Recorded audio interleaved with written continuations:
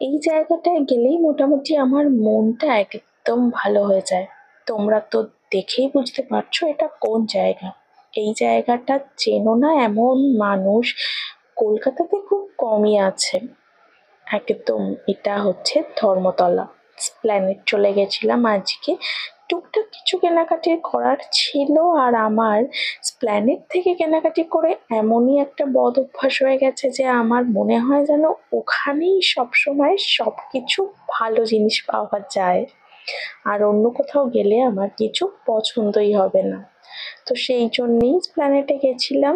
এখনো কিন্তু পুজোর দেরি আছে, তাই জন্য পুজোর মার্কেটিং কিন্তু এটা নয়, পুজোর মার্কেটিং শুরু করিনি। গেছিলাম একটা জুতো কিনতে, জুতো কেনার ছিল। এই দেখো জুতোর দোকানে চলে গেছি, আর এত জুতো দেখে আমি কনফিউজড হয়ে যাই বলে আমার বরই আমার সমস্ত জিনিস পছন্দ করে দেয়। ওর পছন্দের এই জুতোটা নিয়ে নিলাম। জুতোটা বেশ ভালোই হয়েছে। তো তোমরা জানিও জুতোটা কেমন লাগছে। আমার তো পছন্দ হয়েছে, যদিও পছন্দটা আমার নয়, আমার বর পছন্দ করে দিয়েছে। আর তারপরে চলে গেছিলাম ছোটদের জুতোর দোকানে। অবশ্যই আমার ছেলের জন্য জুতো কিনতে এখানে গেছিলাম।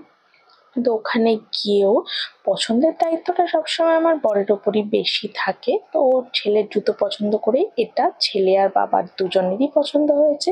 এটা পরে আসবে বায়না ধরেছে, তো সেই জন্য পুরোনো জুতোটা প্যাকিং করে নিলাম, আর এটা পরেই ও চলে আসলো। তারপরে ঢুকে গেছিলাম একটু শ্রীরাম মার্কেটে, একটু ড্রেস দেখবো বলে।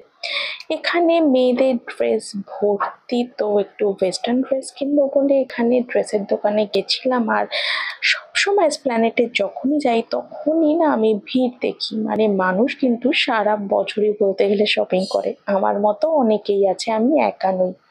সেই জন্য ড্রেসের দোকানে দাঁড়িয়ে ভিডিওটা করা পসিবল হয়নি, বাড়িতে এসে দেখিয়ে দিলাম তোমাদের এই ড্রেসটা কিনেছি। আর তারপরে এত গরমে এত ঘোরাঘুরি করে একটু ঠান্ডা না হলে হয় বলো, সেই জন্য ম্যাঙ্গো শেক খেয়ে তারপরে বাড়ি চলে এলাম।